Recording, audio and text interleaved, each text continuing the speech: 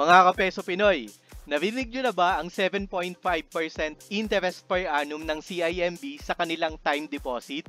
Baka ito na ang hinihintay mo para simulan ang savings journey mo.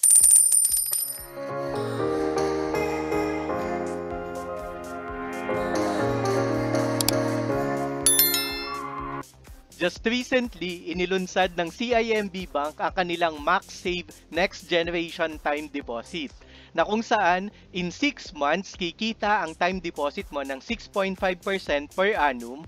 Kung 12 months naman or 1 year ang time deposit tenure mo, 7% ang kikitain yan. At kung 24 months naman or sa loob ng 2 taon, 7.5% per annum ang kikitain niya na interest rate, na kung saan pwede ka mag-open from 10,000 up to 1 million pesos na time deposit. Paano nga ba ito gawin? Sa kanilang app, piliin mo lang yung Max Save Next Generation Time Deposit. Pagkatapos, basahin mo lang ang terms and conditions at i-click mo yung tick box. And then just click the I agree button. Once you click the I agree button, pupunta ka na ngayon dito sa screen ng kanilang app, na kung saan ilalagay mo ang time deposit na kung gusto mo 100,000, pwede yan. Pipili ka ngayon dito magkano o ilang buwan mo gusto ang time deposit mo.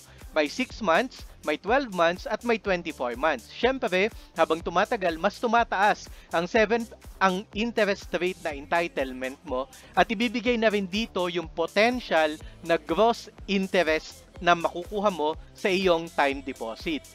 Paano mo ngayon makukuha ang app ng CIMB? Available yan sa Google Play, sa App Store, o kaya naman sa App Gallery. Sino ang mga pwedeng mag-apply? Kung ikaw ay existing depositor na ng CIMB, o pwede ka naman mag-open ng bago mong account sa CIMB kung wala ka pa. Siyempre, sa CIMB Bank app mo ito pwedeng ma-access at dapat fully verified na may deposit account ka. Para maging fully verified ang iyong deposit sa kanila, kailangan may valid ID ka. Pwede ang driver's license, passport, postal ID, SSS, UMID, voter's ID mo, PRC, o kaya yung PhilSys o yung national ID natin. Pwede din yung digital copy ng ating national ID. Gaano karami ang pwede mong i-open na time deposit account? Kasi syempre, nakakaakit siya eh. Pwede mo kasing i-laderize ang pag-open mo. Hanggang 5 ang pwede mong i-open na time deposit account. May minimum at maximum principal ba na pwede? 10,000 up to 1 million pesos ang pwede mong i-open sa kanila. Paano mo ngayon makukuha yung interest na i-earn mo every 6 months? Kasi i-credit yun eh. Ang ating mga time deposit, meron kasi yan na deposit account o yung normal na savings account na settlement account ng ating time deposit. Kaya dapat existing ka na depositor na ng CIMB o kailangan mo pa rin mag-open ng savings account sa kanila para dun i-deposit ngayon yung interest income na kikitain mo. Ang maganda pa dito sa time deposit ng CIMB, meron silang cooling off period na 2 calendar days. Ito kasi yun, halimbawa, nag-time deposit ka ngayon, biglang nagbago isip mo kinabukasan na parang, ay, hindi pala ako ready na i-commit yung pera ko na 100,000. For example, hindi ka pala ready, parang may pagkakagastusan pala ako bigla. In 2 days, pwede mo siyang i-withdraw nang wala kang babayaran na fees kahit ano. Ibabalik sa'yo kung magkano man yung itinime deposit mo. Pero, kapag lumagpas ka na sa 2 days, ibig sabihin lagpas ka na sa cooling off period, ang tawag na doon ay pre-termination o kailangan mo na i-cancel yung max save time deposit mo. Siyempre, magkakaroon ka na ngayon ng iba't ibang fees. Kung natapos mo yung time deposit contract, siyempre 20% ng withholding tax lang yung babayaran mo. Pero kung i-cancel mo siya beyond the cooling period or before the maturity period ng time deposit mo, may babayaran kang tax. DST fee, yung documentary stamp tax fee, pre-termination fee. Ibabalik mo pa rin yung mga interest na na-earn mo na na-credit sa'yo. Babayaran mo yon pabalik sa kanila. Ang daming kukunin sa'yo. Ngayon, sa CIMB natin, minsan nakakalimutan natin na yung time deposit pala natin ay nag-mature na. Pwede yan na i-subject mo sa auto-renewal. Halimbawa, gusto mo every 6 months talaga may kikitain ka. So, mag-auto-renew ngayon yung time deposit mo. And anytime na nagkakaroon ng auto-renewal, subject pa rin yun sa 2 days cooling off period. At ang wag na wag nating kakalimutan, may 20% na withholding tax yan mga kapeso. Peso, gusto mo ba na magkaroon tayo ng sample computation? Subukan natin na magkaroon tayo ng sample computation kung magkano magiging interest mo kapag sinubukan mo ang CIMB time deposit. Halimbawa, may 100,000 pesos ka na gusto mong i-time deposit sa kanila. Gaano mo ba katagal gusto i-time deposit to? 6 months ba?